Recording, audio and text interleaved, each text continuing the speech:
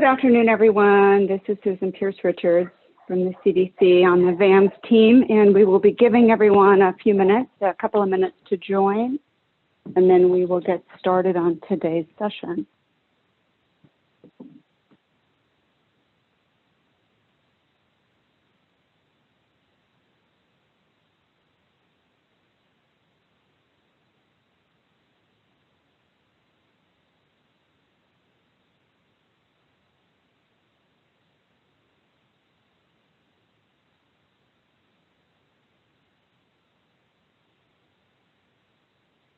Okay, it looks like the participants joining is slowing down. So again, thank you for joining and welcome to the VAMS Jurisdiction Onboard Series. Today our focus is the clinic portal, and we'll be doing a deep dive into that functionality. This session is being recorded, so if you're not comfortable being recorded, please go ahead and sign off now. And I am going to turn this over to our training team. I already introduced myself. JJ? Sorry, I was muted there. Good afternoon, everybody. This is JJ O'Connor. I am part of the training team for VAMS as well as one of the functional team members. Thanks, JJ. Next slide. So in today's session, we're going to take a closer look at the clinic portal and the roles in VAMS and walk through key tasks as the clinic administrator will need to complete in this system. Just before we close, again, we're going to pause to answer questions that accumulate through this session. And I want you to focus on the Q&A pod. That's where you can submit your questions during the session. You'll have an opportunity once we finish the demo as well. And we will make through the Q&As, we'll share some reminders and then close. Next slide, please. As I mentioned, here we are in the deep dive session portions of the Jurisdiction POC onboarding series. Last week we had orientation series 1 and 2 and reviewed training materials that will be provided to the points of contact. And we will continue every Friday having our town halls where we do Q&As. And we will be doing that every Friday through November 20th. The calendar invite for each of these town halls includes a Poll Everywhere link. So be sure if you have questions that you know you want answered, go ahead and submit those ahead of time. And that gives us an opportunity to prepare those before the town hall. So it's super helpful. Next slide, please. So today, we really want you to understand the main roles and responsibilities of the different clinic users and the steps that clinic administrators will need to take within the VAMS specification, or within the VAMS application, sorry, too much development talk, for system success.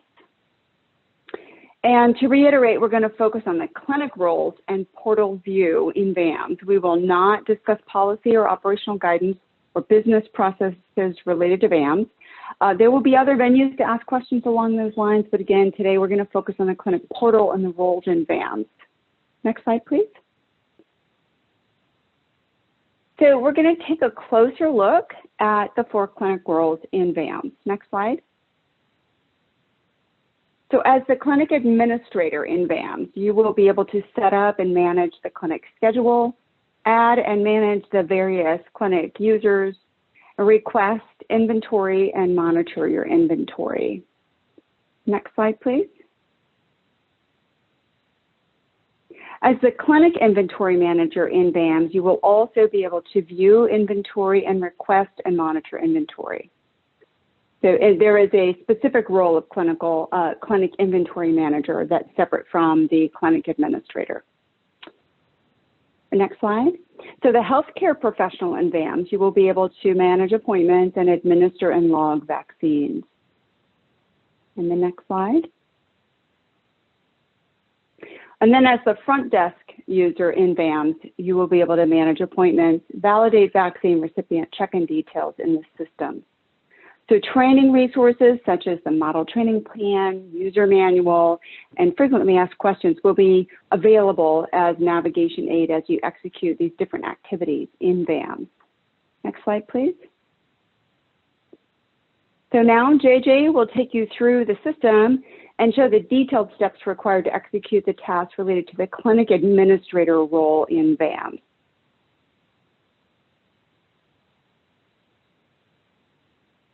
Thank you, Susan. Now, before we get to the clinic module, just want to make sure we're acquainted to exactly where we are in the overall flow, since I know it's been about a week since we touched on the jurisdiction. So at this point, what we're going to see is we're going to see some emails that were initiated by the jurisdiction when the clinic was added. The jurisdiction will be the individual, the area that is responsible for identifying the clinic, uploading the clinic information, as well as that first clinic administrator. Very beginning of the kickoff, the operations team will coordinate with the jurisdictions on bulk loading their initial set of clinics. Once I get into the clinic, again, just to hash out or discuss some of the topics that we'll walk through is just registering and activating the clinic, adding some users, setting up the schedule, and managing the inventory. Now, what we're actually going to demonstrate today is a multi-clinic user. This administrator actually has access to 3 different clinics.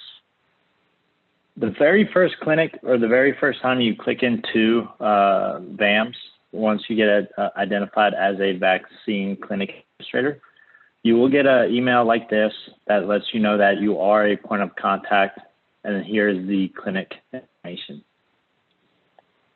Also part of that initial registration, just to make sure that we are taking security at the utmost top of our mind, we do make that clinic admin verify with multi-factor just to make sure that email did go to the right intended person.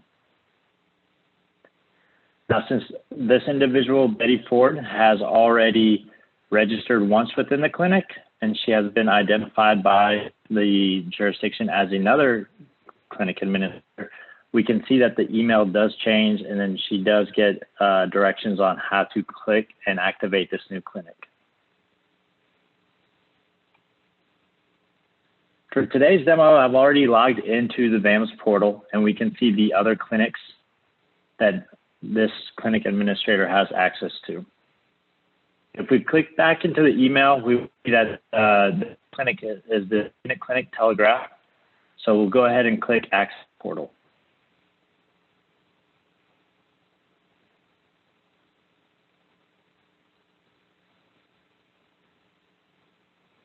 The first is to verify the information has been input correctly.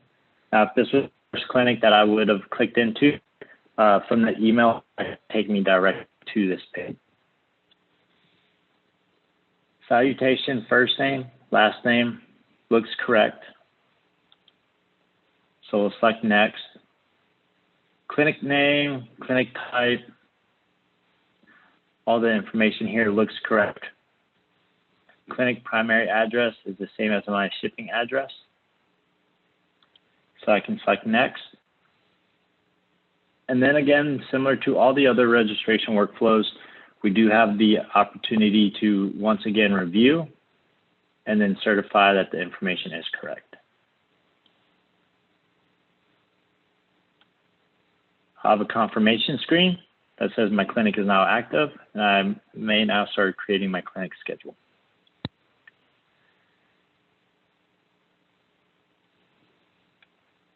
So here I can see Minute Clinic Telegraph, and then the tabs associated to the clinic administrator. The first 2 are for inventory related items. Manage users will allow me to add additional users or deactivate users for this clinic. Clinic details we'll get into a little bit with the clinic setup, treatment station, and clinic absences. These 4 tabs here will help me set up my schedule and allow recipients to schedule at my clinic.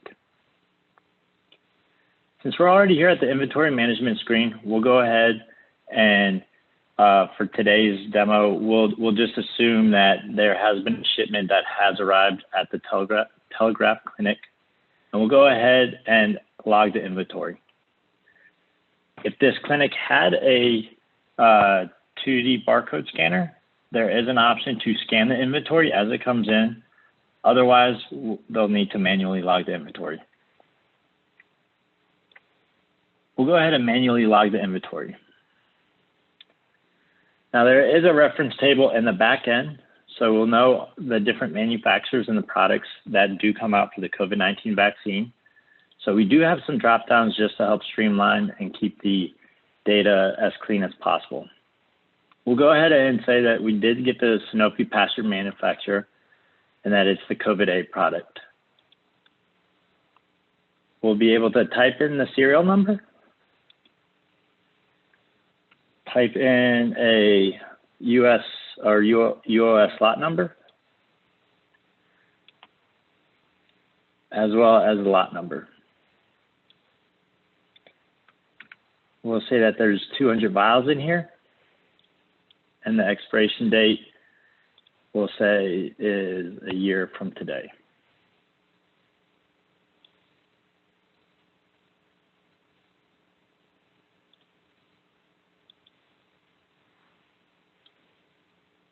We'll select next. Again, we'll have the opportunity to review and make sure that the information was correctly input.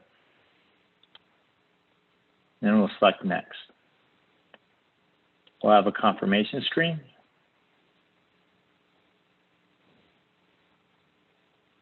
And now we can see that now we have 400 doses for on-hand inventory.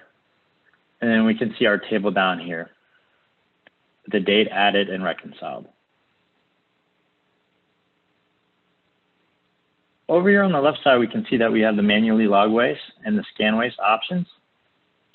Today, we'll just go ahead and assume that as I was taking in that initial inventory, I did accidentally break some vials. So let's go ahead and manually log some waste. Based off of the inventory that's created at this clinic, we'll have drop downs. We can see that the Sanofi Pasteur and the COVID-A is an option to waste since we do have that on hand. And then the vial lot number, which was just created during that vaccine logging, is now available here as a drop down to help streamline and keep that data accurate. I have a couple different reasons for wastage at this point, and we'll go ahead and just say that I did break the vial, and the vial had 10 doses in it. We'll select next, select finish. And now we can see 10 doses were decremented from the total on-hand inventory.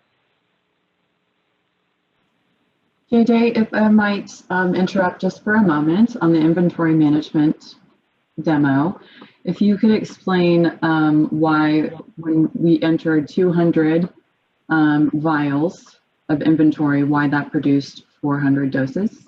So Jen, I can answer that. This is Dimitri. So great observation. So for everybody, again, like JJ mentioned earlier, we do have a reference table in the back that associate the number of doses within each vial.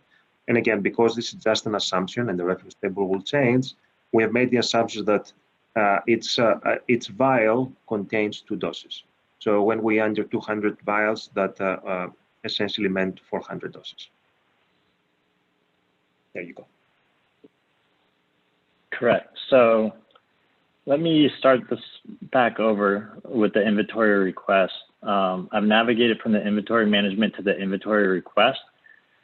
Here we can see, since this is a new clinic, there's obviously no inventory request, but we'll go ahead and request new inventory since I did accidentally break some. I can search vaccines here.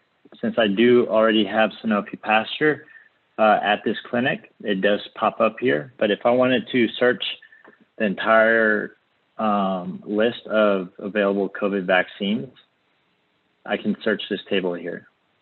Here we can see the number of doses in unit of use is 2. So when I put in 200, it multiplied to 400. We'll go ahead and say that we do actually want to request the Merck COVID-B product. We'll ask for 100 doses requested. We'll just go ahead and say date requested is today, and we would like this request by November 6th.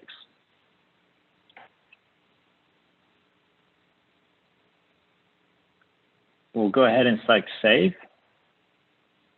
and then that gets routed to the jurisdiction, and then the jurisdiction is able to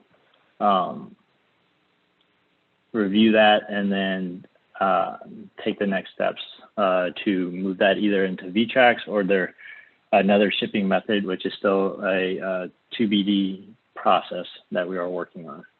Here, at any time, you are able to click in to this inventory request, see the information.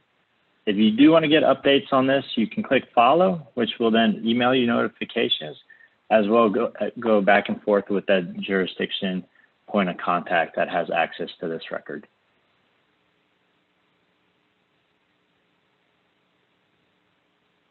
Oh, and I accidentally clicked a little too far out there. So we'll go back to the Minute Clinic and pick up where we left off. Manage users. We can see that myself, I do have access to this clinic already, and this is my role.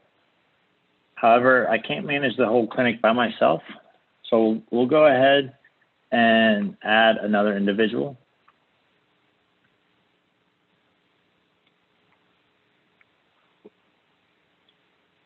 We'll search this user, and Demetrius Koutsananos is already an active VAMS user and working in my other clinics. So some of his information here has already been pre-populated. We can see that he is a healthcare professional and he is an MD. Based off of the different permissions here, Demetrius will be able to do different things within the clinic. If he is the clinic admin, he'll be able to do everything that we are demonstrating today. If he's the front desk, then he'll only be able to see limited PII during the check-in phase.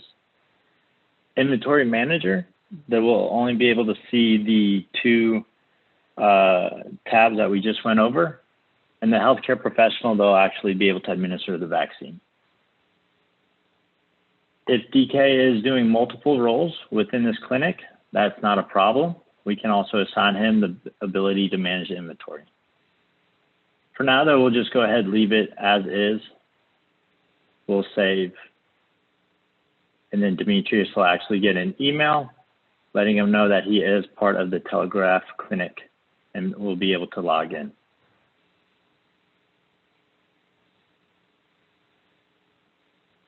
Now transitioning to the appointment slot setup, which ultimately allows recipients to start scheduling appointments at your clinic. First, I'll go ahead and click into the clinic details, and we can see my appointment duration is not set up yet. So I'll select edit, and then my appointment duration. These will be the slots or the time increments that individuals will be able to select appointments at your clinic. We'll go ahead and say that this, the appointment duration here is 15 minutes. And we'll go ahead and hit save.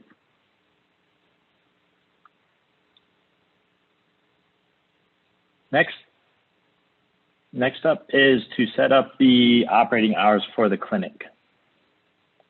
So these are the operating hours within VAMS is the time that the doors will be open and they'll close. So we'll go ahead and click into the Minute Clinic.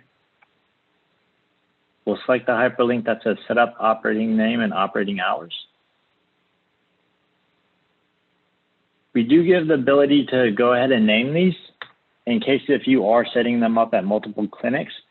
You can name the operating hours and then share that same operating hours across clinics, as long as you do have that administrative privilege. So we'll just go standard operating hours.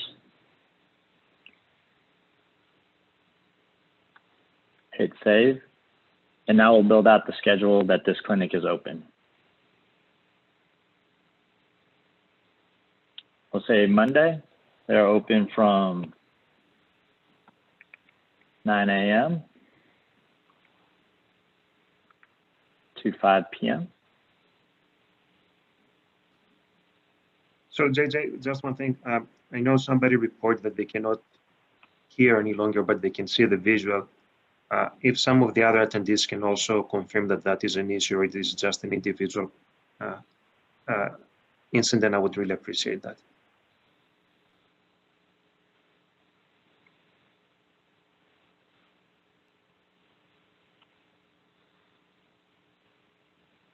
How are we looking, DK? Any confirmation? You can proceed. Thank you, JJ. Thank you. Thank you all. So I'm just continuing to build out the time slots that this clinic is open. This clinic does have the ability to shut down in the middle of the day in case if they do want to give their staff the ability to take a lunch break. So for today, we'll just go ahead and say on Wednesdays, they are shut down at 11, but then they reopen on at, we'll say 12 o'clock.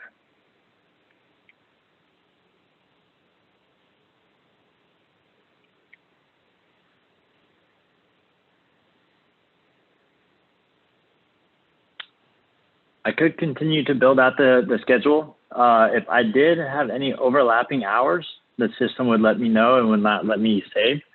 So in this instance, if I had said Wednesday, I was closed from 9 to 11 and then reopened at 10:30 to 5, the system would let me know that I do have overlapping operating hours and that I do need to review and fix as necessary. We'll go ahead and we'll navigate back out of this.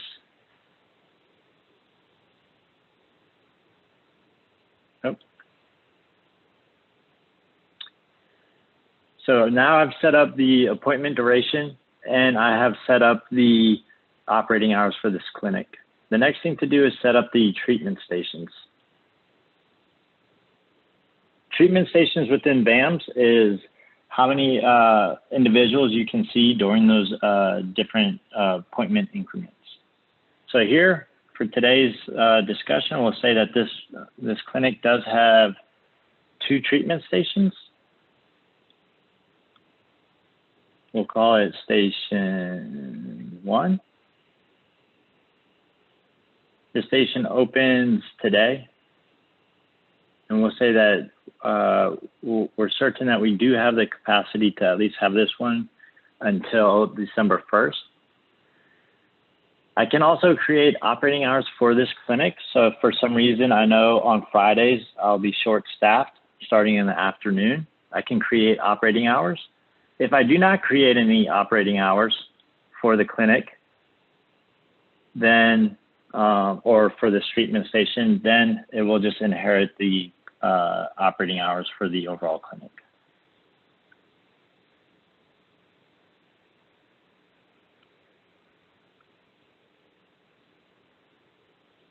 And we do need to fix the rerouting because it should only take me back to the portal. So apologies for those extra clicks. Lastly, just to demonstrate clinic absences, if you do know that there is a holiday coming up or if the clinic needs to be shut down for an extended period of time and you do not want any recipients to schedule appointments, you can start building in absences. Here, we'll go ahead and select new. And I want to make sure that my Telegraph clinic will not be open for Thanksgiving.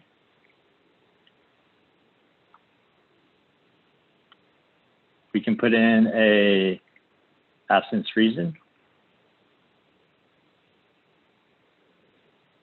And then we'll go ahead and specify exactly when this clinic is shut down.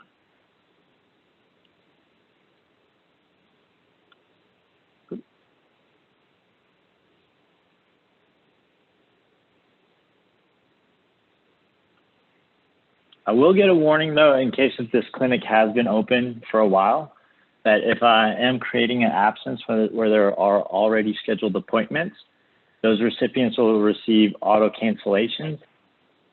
They'll receive a notification that says your appointment at this clinic has been canceled due to a change in operating hours. Please reschedule at your earliest convenience. I'll go ahead and confirm that I still want to proceed. And I'll select save. And now I can see that I do have a clinic absence set up for November 25th to the 27th.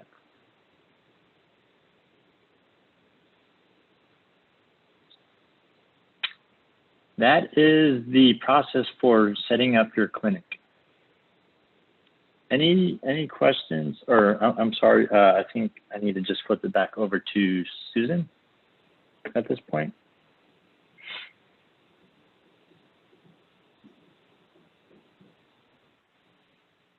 All right, sure. Thanks, JJ.